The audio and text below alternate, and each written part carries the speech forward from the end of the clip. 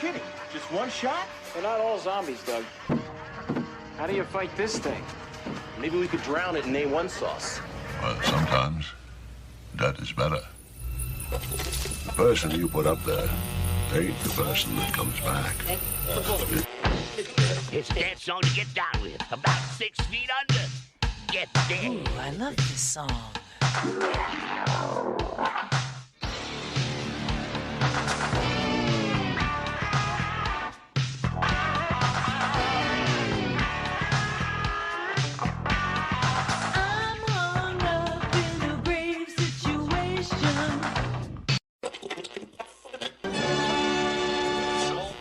And now we come to the thrilling final episode of our radio drama. Hello and welcome to episode 125 of the Rotten Reviews podcast. Hopefully you guys are all doing well today. Thank you for showing up for another episode. I appreciate that a lot, and I appreciate all the support you guys are showing me on the other platforms. I want to say thank you. I see the comments, the ratings, the reviews, all that fun stuff, and I appreciate everything. I see all the comments on the YouTube content. I'm not sure if that is listeners from the podcast or not, but I did just upload my first gameplay video on YouTube as well on Wednesday. I'm going to keep it every Wednesday. I played for the first time Flintstones, The Treasure of Sierra Madrock, I believe it was, or Bedrock. I think it was Madrock. It's a SNES game. But yeah, within 2 days, I already got 69 views. That's actually pretty good for my video game content, because usually I stick around the 20 views. So being the first video back into my full gameplay video series and walkthroughs and whatnot, I am actually pretty pumped about that, and I appreciate that. And then of course the shorts are doing really well as well. We're hovering around usually 400 to 500 views per short. Some of them get a little bit higher, some of them get a little bit lower, but they all work out in the end. So I appreciate that as well. But yeah, we have another fun movie set up in the Alien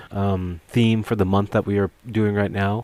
Like I said, this is episode 125. We are watching and reviewing, talking about, discussing. I am kind of tired, but that's all right. We're talking about Batteries Not Included from 1987. It's a PG movie for an hour and 46 minutes. It's got a 6.6 out of 10 on IMDb, 67% on Rotten Tomatoes, and a 54% Metacritic. Came out on December 18th, 1987, so just in time for Christmas. It has a budget of $25 million, and it's distributed by Universal Pictures. And the director was Matthew Tobin, I believe was the correct name that I was looking at. And like always, I haven't done my research ahead of time, so we're just gonna fill in some little things that Matthew Robbins. Did I say Tobins? I might have said Tobins. I don't know, but it's Robbins. He's also a writer for Crimson Peak, Mimic from 1997, and he's a writer for Del Toro's Pinocchio that just came out last year. Wow. Crazy. But yeah, this is like a comedy family fantasy movie. The quick rundown of the movie. Aliens help a feisty old New York couple in their battle against this ruthless landlord developer who's trying to evict them so he can wipe out their last building on the block to build these new fancy high-rise buildings. Stars Hume Cronyon, Jessica Tandy, and Frank McCree. I don't know. Hume, was he the main guy? Or no, he's probably, I don't know. Maybe it was Mason? I don't know. He's from Cocoon though. He's also from Brewster's Million. Yeah, Hume, he plays the main character Frank. Jessica Tandy plays Faye. We got, who plays Mason? Mason is played by Dennis Botskarius. I'm butchering these names. We're just gonna avoid that section and go off to something else now. The tagline for the movie is 5 ordinary people need a miracle. Then one night, Faye Riley left the window open. Just a crack, not a lot, just a crack. The trivia for this movie is originally intended to be a story featured in the TV series Amazing Stories from 1985. Steven Spielberg liked the idea so much he decided to make it into a theatrical release. Another little fun fact about this movie, which is kind of crazy. It's in the crazy edits on IMDb. During the opening credits, we see a bunch of pictures of young Hume and Jessica, and they're shown at a wedding or having their wedding, and it's actually their actual wedding photo, because apparently the two actor and actresses were actually married for decades before even filming this movie, so they just decided to throw in their own wedding photo, which I think is actually kind of cool. It actually definitely adds to the feeling of the movie. Definitely adds a little bit extra to it. But that being said, we're going to get right into the movie, and as always, if you guys haven't seen this movie yet, I highly recommend you just hit that pause button. May go find it and then watch it and then come right back to the podcast because we need you here. But like I said, all the other times, I talk about the whole movie from start to finish. I don't leave out a lot of things. I do it kind of quickly, but I will talk about a lot of things. If you don't want to be spoiled, especially in a movie that came out in 1985, I think it was. Shame on you. Sorry, it was 87. My bad. Shame on me. But yeah, if you don't want to be spoiled about a movie that came out in 1987, you can definitely pause it now, and hopefully you will come back. And now, preview time.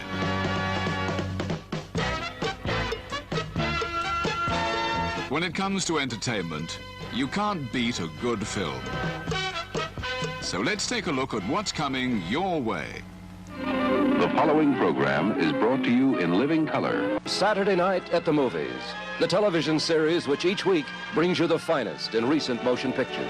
The residents of 817 East 8th Street are about to lose everything they have. What do you mean those tenants are still in there? Tonight. I'll have them out by tonight. Nothing in this world can save them.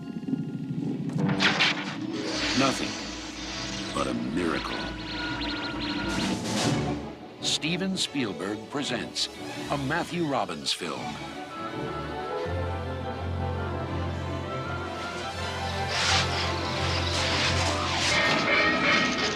Welcome to America.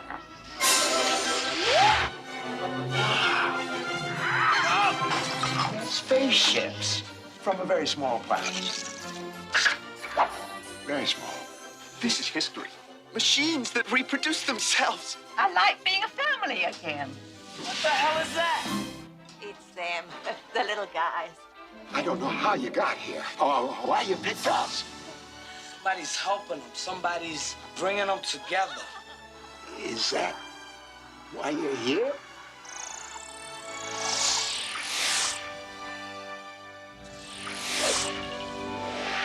Batteries Not Included, starring Hume Cronin and Jessica Tandy.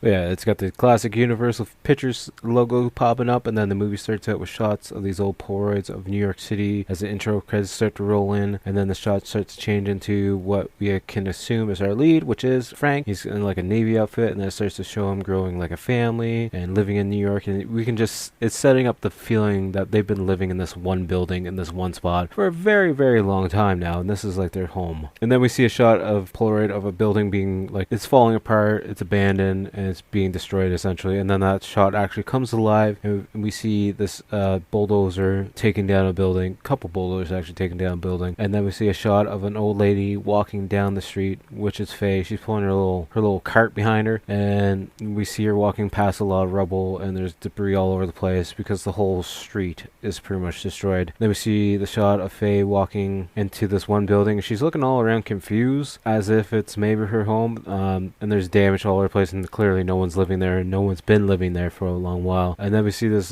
truck showing up with a billboard sign, I think for Lacey's Plaza. That's the reason why the whole block's being destroyed, because they're demolishing all the old buildings so they can build these nice high-rise apartments or whatever they might be, businesses. I'm not too sure. Then we see a group of people in this old cafe, and they're looking for Faye, who's out on the streets walking around with her little shopping cart walker thingy, and the building starts to shake because there's a bulldozer. They pull up the screen, there's a bulldozer coming right at him, and then Frank runs out and tells him to stop, and it's just a guy coming over because he wants some food because he's hungry, and Frank's just like, no, you go somewhere else to eat. I'm not serving you food when you guys are about ready to destroy my place, even though I'm not leaving because I'm not accepting the eviction notice, and I'm not accepting the money to sell out and leave. Then Faye, the lady who everyone else was kind of looking for because they didn't know where she is, because apparently she has Alzheimer's. I believe she has Alzheimer's, at least. That's how she kind of acts, or how I think someone with Alzheimer's act. I believe so.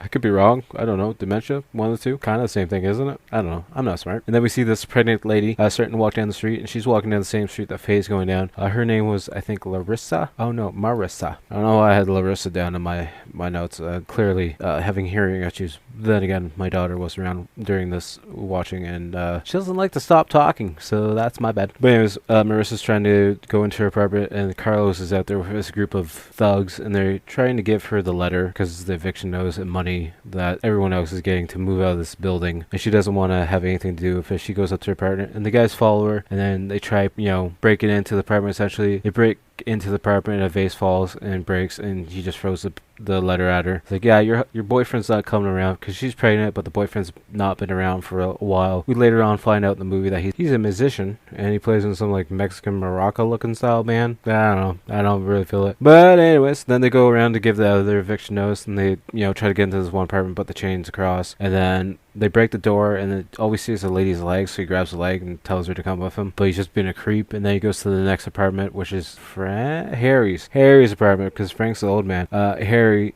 who's hiding behind a curtain that's like in the doorway area, and they take a baseball bat because they want to beat the crap out of him again, apparently. And then they hit the curtain, and his piggy bank breaks, and Carl's like, hey, at least you got less to move next time, or this time. Then the group rushes into the restaurant, and Frank's trying to fight them off. They're trying to give Frank and Faye the eviction notice to move out, but he doesn't want anything to do with it at all. He pretty much tells Carlos to go away. But then Faye's all happy for the money because she thinks someone's trying to help them out. But she also thinks Carlos, for some reason, is her son, because we find out later on something has happened to the son. For the longest time, we just think the son doesn't come around because him and the father don't get along together, but there's actually a different reason behind all that. Then they throw Frank outside, and this other gang comes over, and they hold him outside so he can't get back into his own cafe. And then we just see Carlos going around with the baseball bat, just pretty much, wrecking everything, because he's a real cool stand-up guy. He's a straight-up asshole. Then everyone else in the apartment building hears the noise, and they're trying to avoid it, and Harry, by the sounds of it, doesn't really like the noise, so he turns up the radio a bit, and that's when I believe we hear the title of the movie said on the radio station that he's listening to. Then Frank, the owner, sees this big black like Cadillac looking limo showing up, and it's the landlord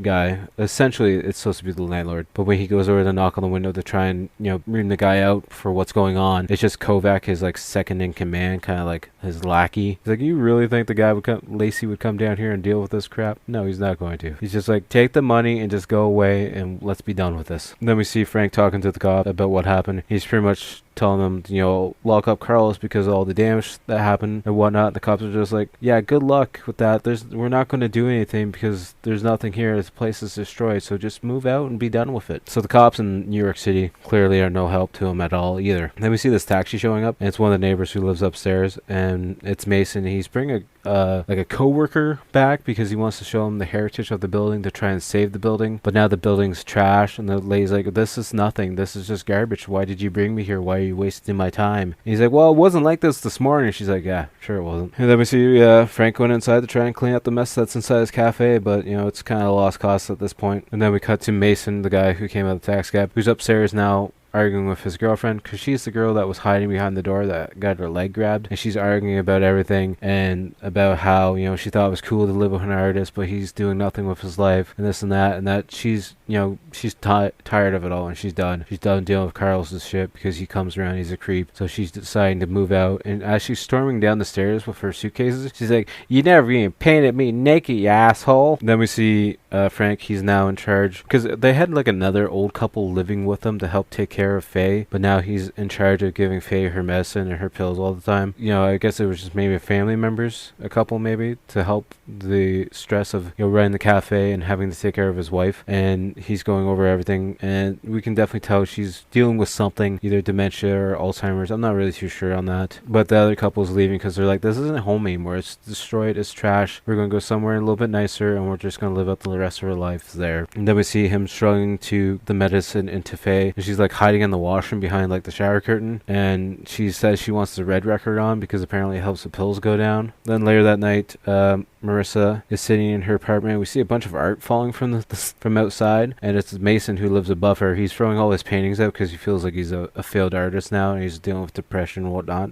I can relate to that. The joys of feeling as an artist are great. Then as Frank is getting ready to put Faye down to bed, she wants to go downstairs and start cleaning up the cafe because she realizes everything's trash and it's going to be a lot of work. But he puts her down for bed anyways, and then at one point he tells her not to worry about it, and then they start singing this song. You can definitely see there's a lot of stress and tension in his eyes because of what's happened to his wife, and it's not the same person he fell in love with, but it is, but at the same time she's mentally in a different spot than she was originally. We see Frank in the kitchen doing some dishes. It looks like he's probably in his apartment. It doesn't look like he's in the cafe, but he gets pissed off and starts breaking some stuff because he's stressed out. Then we see him sitting at the table asking for some help from anyone who can help him, pretty much asking God for help. But little did he know, little aliens are going to come help him. We cut and see Faye in bed as this tiny little spaceship flies into her bedroom window and hovers over her bed. And then it goes over to Frank, who's sleeping in this chair near the bed, and then it hovers through the apartment. Then the spaceship goes over and hovers near this outlet and plugs itself in. And then we see it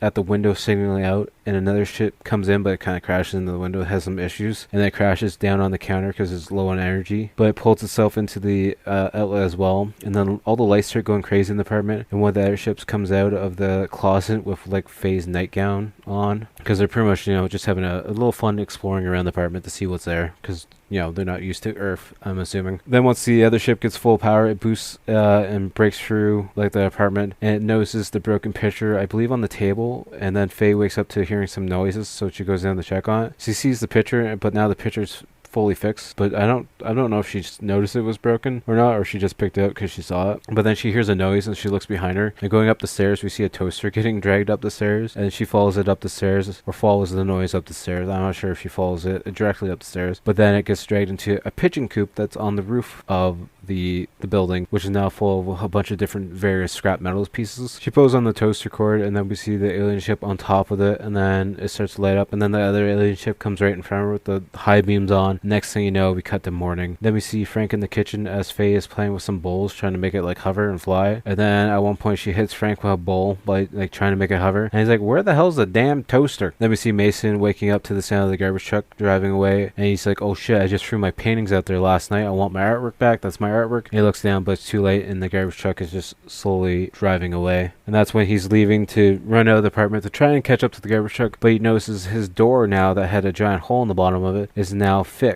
And he's like, oh, what? Who came into my apartment and fixed my door? And then at that same time, Frank's coming up with the picture that was broken, confused, and Marissa's coming out her apartment with her vase fixed, and she's all confused as well as to what's going on. Then they all decide to go up to the roof, I guess maybe because Faye's already up there, but we see Faye like throwing out some bolts and stuff, and Frank's like, our son, he used to have pigeons in there, she still thinks there's pigeons around. It's crazy. I know she's a little bit crazy, but it's fine. And then Mason and Marissa look into the pigeon coop, and he's like, that's my toaster. And she mentions that she sees something that's hers, and then Frank gets all paranoid. He's like, are you going into their apartments and stealing their stuff? Faye, you're getting a little bit out of hand, don't you think? You can't be going into other people's apartment. And then Mason goes to walk in the coop to grab his stuff, but he gets shocked by the aliens, but he doesn't know they're actually there. And Faye says they're shy and they're a little bit scared, so she grabs Frank's pocket watch and breaks it on front of this like ledge that's in front of the chicken coop, and then they pop up and they instantly fix it, and everyone's just looking on shocked like, what the fuck did we just see? Then they all go to the cafe, and Frank looks around confused because now everything's fixed, and Faye tells him they're called the little fixers because they like to fix things that are broken. Then of course Kovacs, the landlord's little lackey guys out in the limbo outside, he notices the cafe is all fixed again. He's like, oh, Carlos didn't do his job, so I guess we're gonna have to do something else about that. Then we see Mason on the phone calling someone to talk to them about the UFOs. He's called the army, he's called a bunch of other places, but nobody actually wants to listen to him or listen to what he has to say because they just think he's going crazy, which is understandable. Then we see Carlos showing up and looking confused as to how the cafe is all fixed, and then the three of them hear some noises and make it out to the hallway. That's we see a bread box hopping around on the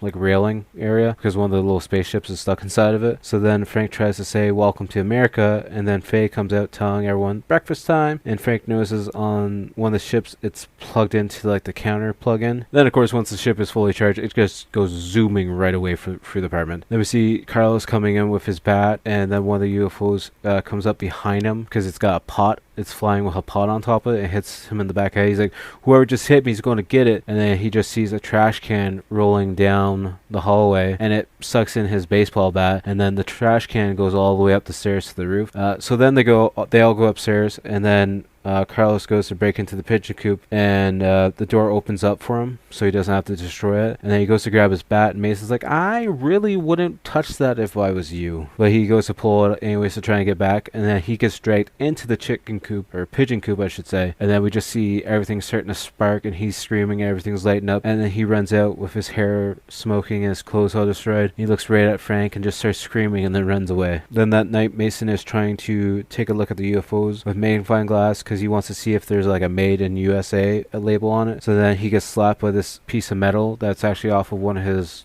art pieces, or maybe his toaster, I'm not sure what. And Frank says sorry, he's trying to pry, he's being a little bit nosy. Then Frank says he thinks they are here because he was one to ask for help the night before, so he thinks they're here for his call for help. Then we see Marissa, the pregnant lady, looking through a photo album, and Faye, they're in the same room. I'm not sure if it's one of Faye's photo albums or not. And then we find out Frank and his son don't seem to get along together at all. They're always bickering back and forth. Then we see everyone rushing up to the roof because the two UFOs are acting weird. And then we see the pigeon coop starting to glow. And then we can just assume they're getting it on because now we're going to have some baby robots at some point. Then we see, because there's not, Faye's like, she's going to get hungry because she's pregnant.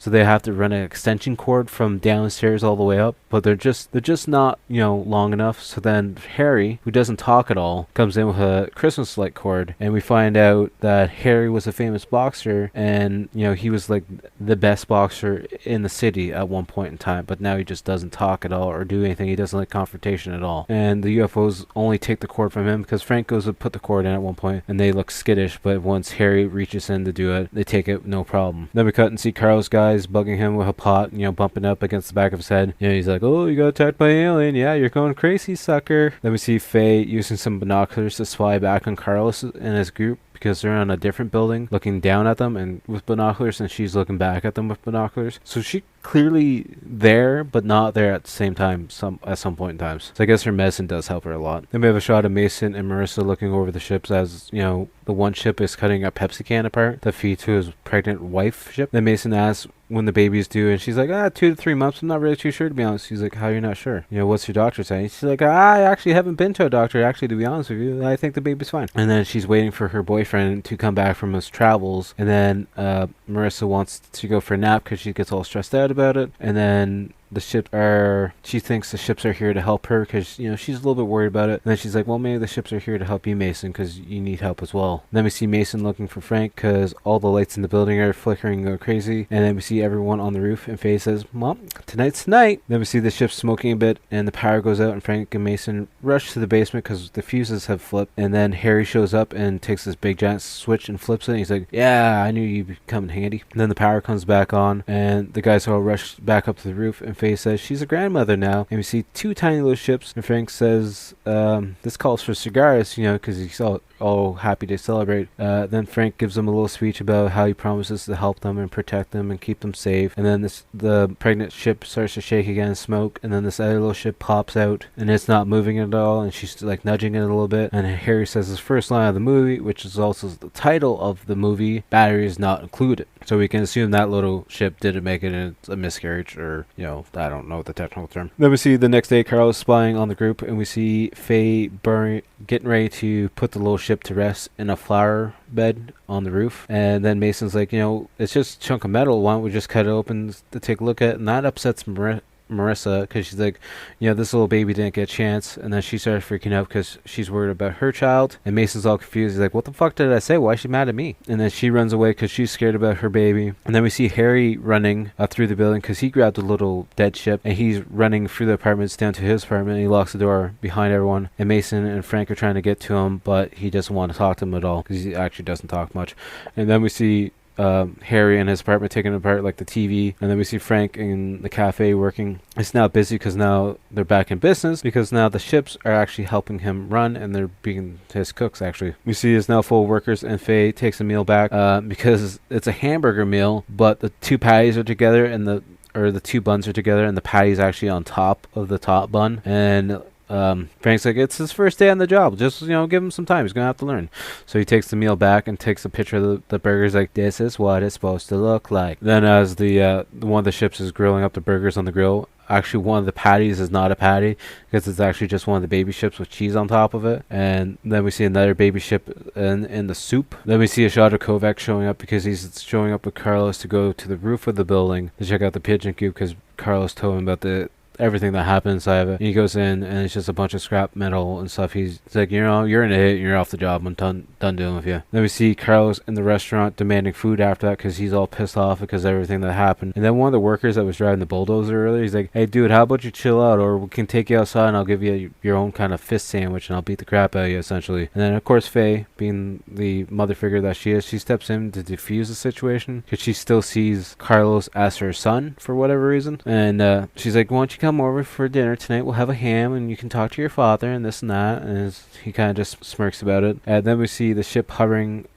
through the door behind Faye, and he's got like a tray of burgers, and Carlos starts freaking out, and then everyone looks at him confused because nobody else actually sees it. We then see Harry working on the baby ship, and a bit of things start happening, and then the ship goes flying and lands in the sink, and sparks go everywhere, and then it goes down the drain pipe, and Harry's following it down the pipe, and then the baby ship is now alive and comes out the toilet. Then we see Mason showing up to Marissa's home with some groceries to try and help her out because he's worried about her and he likes her. And then he notices all the artwork that he actually threw out that he thought the garbage guys took is now actually in her living room, and she's become an art collector, as she likes to say. And then we cut to Carlos in a fancy red suit waiting to talk to what we can assume is a businessman, which is actually, we see it's Kovacs and the landlord, Mr. Lacey. He's telling Mr. Lacey, you know, I can get them out, just give me one more night and I'll get this done. I need this job, I need the money. And Lacey's like, no, I got it all solved now. It's going to be ground zeroed, and I'm going to deal with it myself because I have a demolition team that I'm paying for that are just sitting around eating food in the cafe that they're supposed to be destroying. And then we see Marissa being painted by Mason, and then the small baby ships are there, and they're messing around with his paint supplies.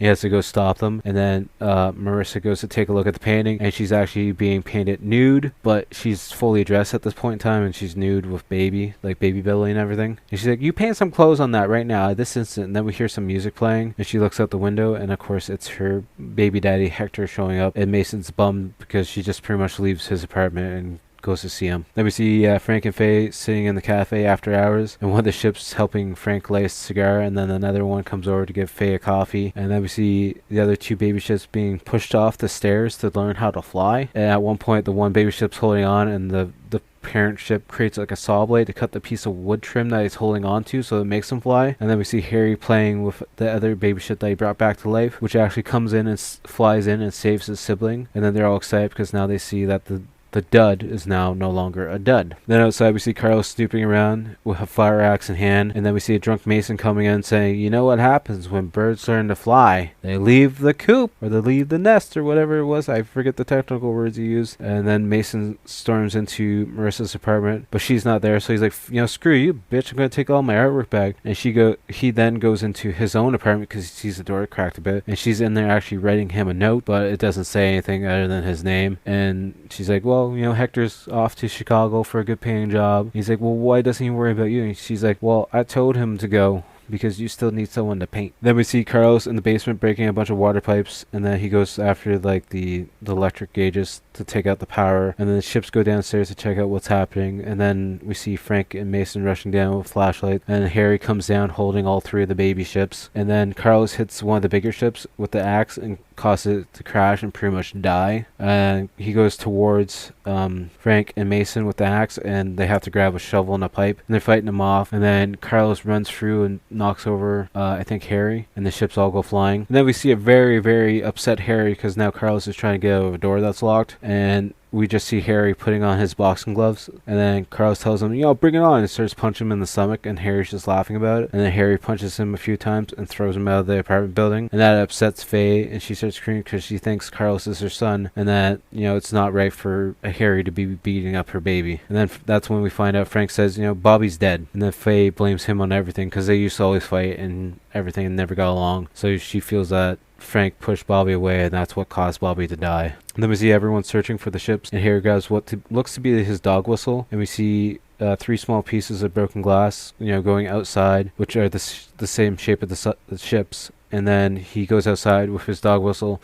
We just hear dogs barking all over the place. Then we see one of the ships, the mothership maybe, or the father ship, I'm not sure, I can't tell them apart, is trying to fix the other ship that got wrecked, and they're up in the pigeon coop as Faye's walking around, you know, looking worried about everything. And then we see the group. We had Harry, Mason, Frank, and Marissa on the streets with a random dog that shows up. They're looking for the ships, and then at one point, Harry grabs a bullhorn off of a construction vehicle and runs into like this radio building and goes up to the roof of it to use the bullhorn and the dog whistle together. And then we cut and see Kovacs in the building. I believe it's Kovacs, or one of Mr. Lacey's men, and he's got like a gas can in hand. He's setting up a trap to set the whole building up in flames. And we see Harry using the whistle now from the top of the building, and finally it gets the attention of the little ships, and they all come flying to him. And then we see Faye on the roof watching over as the two ships are finally back to running condition, and Faye tells them to fly off to go find their babies, while the whole time Kovacs or this other guy is in the building setting up this trap that's going to make the whole building go up in flames. Then we see the rest of the group getting to where Harry is, and they're laughing and smiling because now they have the baby ships with them, and we see the two other ships coming in,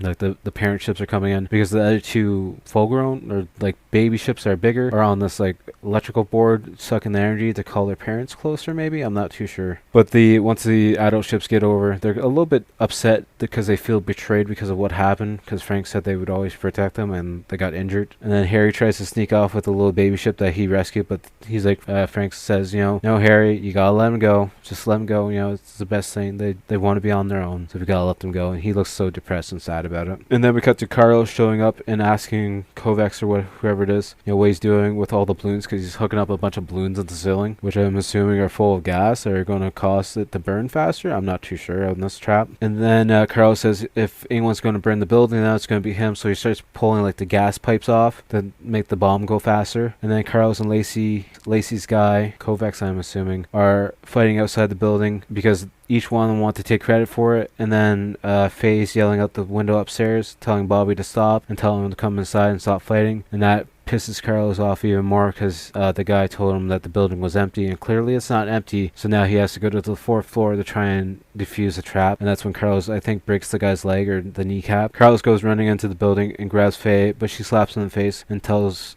him that, Bobby, you're hurting me, stop it. And she barricades herself into like another room. Actually, before that, he's pretending to be her son and saying, hey, come on, Mom, let's go outside, check out my new car. Dad's out there waiting, and he goes on about how good Dad is and how nice Dad is. And she's like, you've never liked your father ever. And that kind of throws a red flag into her eyes. So then she barricades herself into the door. So then Carlos runs upstairs to try and stop the explosion from happening. But as soon as he gets to the 4th floor, the bomb goes off, and he gets a little charcoaled, a little burnt. He gets a little burnt, but he runs back downstairs and breaks into the apartment building and breaks into the I think the washroom where she's hiding. And we see the building starting to fill up with flames. And then as everyone else, Frank, Harry, Marissa, and Mason are walking back home to the building, we see a bunch of fire trucks going by them, and they're all confused. And then Mason starts running off because they're going to the direction where their home is, of course. And then we see Carlos escaping out of the building onto the fire escape with Faye across his shoulder. He gets her out and finally gets her to safety, and the paramedics start taking her off. And then Frank starts freaking out, wondering where Faye is, and he sees her getting dragged off into the ambulance. He goes off of her, and then we see the building slowly falling apart from all the fire damage. And everyone's trying to get back and get to a safe spot. It's now the next morning. We see Harry just sitting on the steps, looking defeated with this random dog that he's acquired since, going out on the streets looking for the baby aliens. And then Kovacs shows up. He's like, what are you guys stopping for? You guys are getting paid to work. The building's charcoaled. Get it done. Get it demolished. And one of the workers speaks up. He's like, that man is defeated. He's depressed. He's sitting on his steps. You got what you wanted. You won. The building's destroyed. When he moves, we'll get back to work. Until then, we're just going to stand out here in the rain with him, and we're just going to support him because now we realize how much of assholes we've been, even though we're just doing our job and it's not our fault. Then that night, we see Harry getting off the step because he hears one of the small UFOs coming back, and we see the UFOs trying to put the little square tile back into the floor that Harry was doing at the beginning of the movie. And then the adult UFOs and other baby UFOs show up, but now they got lots and lots of friends with them. We now see it's the morning, and Frank and Faye are getting ready to leave the hospital, and of course all Faye wants to do is go back home. And we see Frank just saying, we got a new home, it's in New Jersey now, it's going to be nice, and we're going to be with our friends that were living with us before. And then Carlos shows up with some flowers with his hands all bandaged up. He wants to give the flowers to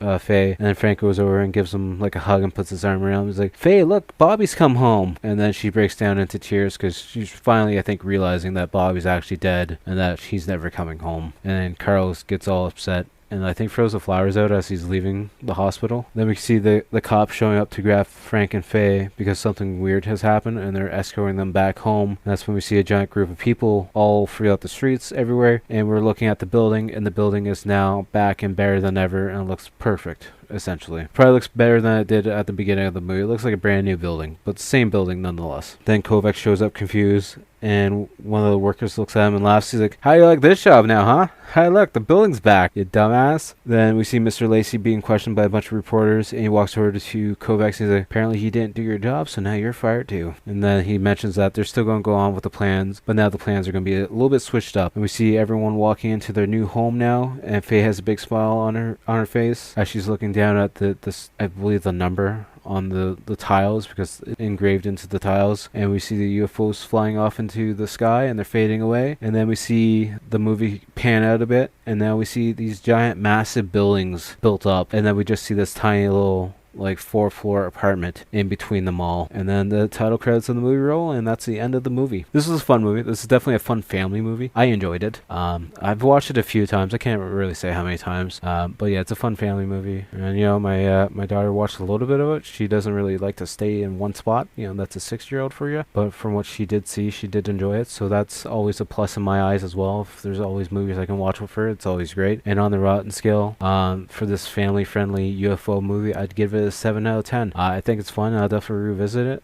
It's not something I would watch more than once in a year, but it's a really well done family movie, and I think it's really good. And I definitely highly recommend you guys check it out. So I know this one should be the final movie in our UFO theme, but we're going to do one more. It's more aliens than anything, and it's just because I want to watch it. It's been a while since I watched it. And yeah, we're going to watch the original Men in Black movie, because I haven't seen that one in I don't know how long, at least 10 years. So we're just going to watch that, and that will be the last one for this UFO series of films that we've been watching, UFO alien style film and movies. So hopefully you guys will, you know, check that one out. You can probably find it wherever. I know I own it on DVD and VHS, so I'm not too worried about finding my copy. And you guys shouldn't be worried about spoilers here, because I'm assuming most people who are listening to this have watched that movie at least once, so I'm not too worried about that. But as always, thank you guys for listening to this podcast. Thank you for reaching this far. I appreciate everything. Make sure to hit that like button, leave a comment, leave a review if you're on Apple, leave whatever rating you want, leave stars on Spotify. But yeah, hitting that share button and sharing it throughout your social medias does help me out a lot, and I appreciate that a lot. You can pretty much find me on any and all social medias. You know, just search up at Typhonstein. Links will be down below, of course, like always. You can find me on Instagram, Facebook, Twitter a little bit. The main thing right now that I'm pushing is my YouTube channel. Like I said, we're going to have the podcast video out, we have YouTube shorts out, and we're also going to have full gameplay videos out as well. No face cam or anything like that yet, but if you guys want to see it, we'll set it up. I just I don't feel like doing it half the time, so that's why I don't do it. So if you guys could swing over to my YouTube channel and hit that subscribe button, I would definitely highly recommend and appreciate that. I don't know why I said recommend. It's not like I have great content, but if you could do it, I'd really appreciate all the support, and I thank you all in advance for this. And yeah, make sure to check out the outro band, Blood Opera, trauma-based horror band. Their links will be down below as well. As always, we have a clip of their song for the outro music for this podcast. And yeah, I will talk to you guys all later. Peace.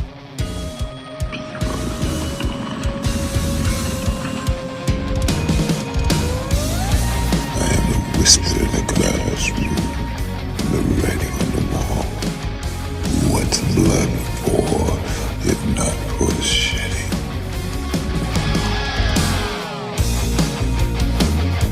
You used to play that childhood game. Didn't